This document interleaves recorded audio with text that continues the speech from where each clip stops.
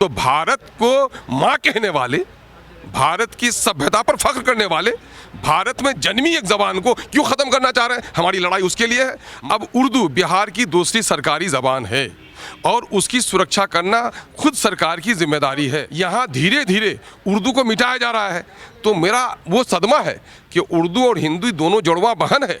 एक इंजेक्शन गथवाते हैं और पूरा फोटो छपवाते हैं और सारे अमीर लोग और जनप्रतिनिधि यहाँ असेंबली में सोशल डिस्टेंसिंग का खात्मा है, 42 भर भी जगह नहीं है, बदन सटा सटा के बैठे हैं, तो ये कोरोना यहाँ नहीं आता है। नमस्कार, न्यूज़ फाउंडेशन देख रहे हैं और मैं हूँ आपके साथ रंजन सिंह। हमारे साथ अतरुल इमाम साहब। सर, कोरोना को लेकर, टीका को लेकर सियासत चल हो रहा है। अरे भाई, सियासत क्या, कुछ लोगों को छपास की बीमारी है। एक इंजेक्शन गथवाते हैं और पूरा फोटो छपवाते हैं, तो ये कहाँ से हो गया? मैं कह रहा हूँ कि सरकारी पक्ष के लोगों का काम, इंजेक्शन आप लेते भी कि नहीं भी लेते हैं, क्या ठिकाना है उनका।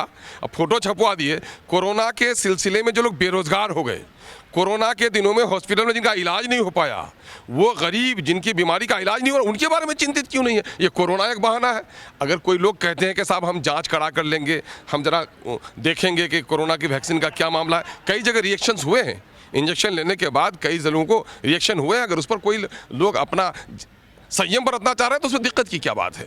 लेकिन कोरोना की ये दोगलागिरी क्यों है? राजनीतिक सभाओं के लिए अगर आप परमिशन मांगे तो कोरोना का बहाना है, गरीबों के बच्चे पढ़ने आएंगे पाठशाला में तो कोरोना का बहाना है, और सारे अमीर लोग और जनप्रतिनिधि यहाँ असेंबली में सोशल डिस्टेंसिंग का खात्मा है, 42 भर भी जगह नहीं है, बदन सटा सटा के बैठे हैं, तो ये कोरोना यहाँ नहीं आता है। तो ये दोगला कोरोना है क्यों? ये कोरोना बाजार का कोरोना अलग है, सदन के अंदर का कोरोना अलग है। ये भी एक चिंता का विषय है। दूसरा सवाल है सर कि आप लोग सुबह में मदरसा को लेकर प्रदर्शन कर रहे थे, क्या कुछ बात? देखिए, पिछले कई सालों से देखिए क्लासिकल जो सब्जेक्ट थे, पर्शियन और संस्कृत, इनको पढ़े अगर हमारे बच्चे तो उनकी उर्दू और उनके हिंदी भाषा में मजबूती आती है। लेकिन क्लासिकल लैंग्वेज को 2006 से ख़त्म कर दिया गया, उसको ऑप्शनल बना दिया गया, एग्रीगेट में जोड़ा नहीं गया, उसको स्कीम में शामिल नहीं किया गया, रूटीन से उसको गायब कर दिया गया। नतीजा हुआ कि लोगों का पर्शियन से रिश्ता कट गया। अब उर्दू बिहार की दूसरी सरकारी ज़बान है और उसकी सुरक्षा करना खुद सरकार की जिम्मेदारी है। और मादरी ज़बान में, मदर टंग में प्राइमरी एजुकेशन देना ये सरकार की जिम्मेदारी है। ये इसका उल्लेख संविधान में है और यहाँ धीरे धीरे उर्दू को मिटाया जा रहा है। तो मेरा वो सदमा है कि उर्दू और हिंदी दोनों जुड़वा बहन है। कोई एक मारी जाएगी तो दूसरी भी जिंदा नहीं रहेगी। उर्दू के साथ ये दुश्मनी क्यों है? 5+1 आपने कर दिया।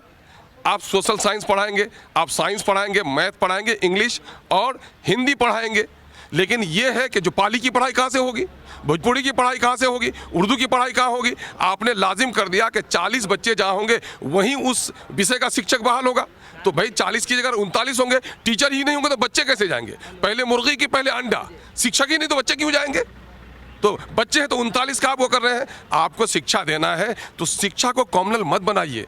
ऑस्कर आइलैंड ने कहा था, यूरोपीय स्कॉलर है, कि किसी समुदाय को अगर तुम बर्बाद करना चाहते हो तो उसके गर्दनों पे तलवार मत चलाओ, उसकी जो मातृभाषा उसको छीन लो।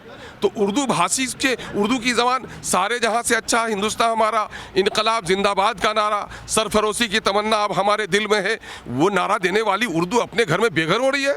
ये तो विदेशी ज़बान है ही नहीं, ये भारतीय ज़बान है। तो भारत को माँ कहने वाले, भारत की सभ्यता पर फख्र करने वाले, भारत में जन्मी एक जबान को क्यों खत्म करना चाह रहे हैं? हमारी लड़ाई उसके लिए है। मदरसा के शिक्षकों को समान तनख्वाह नहीं दी जा रही है। अगर आप न्यू एजुकेशन पॉलिसी पर बात करें तो 30 पर 1 टीचर होने चाहिए। यहाँ 100 बच्चों पर 1 टीचर नहीं है और यहाँ पर 5 लाख टीचरों की ज़रूरत है। और नतीजा है कि 90,000 बच्चे जो हमारे TET क्वालिफाई किए हैं उसको बहाली करने की जगह पर उसके डंडे बरसा रहे हैं। यहाँ शमसुल हुदा है, इनको तो आपने हाईकोर्ट का दिखा दिया बहाना। शमसुल हुदा है मदरसा, सीनियर में और जूनियर मदरसा है। जूनियर मदरसे में 12 टीचर हैं की जगह पर 1 टीचर बहाल है। सीनियर मदरसे में 9 टीचर की जगह पर 3 बहाल है। यहाँ 6 की जगह खाली, वहाँ 11 की जगह खाली। तो कैसे पठन पाठन का कार्य होगा? दरअसल ये मंशा है महकमे तालीम में, जो लोग शिक्षा विभाग में है, कि सरकारी स्कूलों में पढ़ते हैं कौन? गरीबों के बच्चे, दलितों के, ठेला चालक के, SC के, ST के, माइनॉरिटी के बच्चे पढ़ते हैं। भू संपत्ति रखने वाले लोग, जो लोग धन पशु हैं, जो लोग ऊंचे लोग हैं, उनके बच्चे तो प्राइवेट स्कूल में पढ़ रहे हैं। इसलिए नीचे के स्कूल को, इनको जाहिल रखो, अनपढ़ रखो। मैंने पहले भी कहा था कि JP आंदोलन का हवाला देने वाले नेता आप ये कि जेपी आंदोलन फूटा कहाँ से था? पटना यूनिवर्सिटी के कैंपस से। तो सबसे पहले कैंपस को कब्रिस्तान बना दिया गया। न रहे बांस न बजे बांसुरी। युवाओं की जो जमात है, जिसके खून में गर्मी है, वो कॉलेज में होगा भी नहीं तो इनकलाब आएगा भी नहीं। कोरोना का वैक्सीन आप लेंगे? हाँ भाई, सवाल मिलेंगे, लेकिन जांच करा के लेंगे कैसा वैक्सीन है नहीं है, पूछेंगे, डॉक्टर से मशवरा करेंगे। ये बताइए क्या ये थे हमारे साथ शब्दावली आपने अख्तरुल इमाम, जिन्होंने बताया कि जिस तरीके से सुबह में इन्होंने प्रदर्शन किया था मदरसा को लेकर, मदरसा में और हिंदू उर्दू को जिस तरीके से बात कर ले कि उर्दू ख़त्म हो जा रही थी, उनका कहना है। और अब जिस तरह की बात है कि इसको लेकर आज सदन में भी इन्होंने हंगामा किया है। और आपको बता दें कि अब देखने वाली बात ये होगी कि जिस तरह से आज शिक्षा का बजट पेश होने वाला है, इस पर क्या कुछ निकल कर सामने आता है। और भी अपडेट्स देंगे, बने रहें न्यूज़ 24 के साथ। नमस्कार।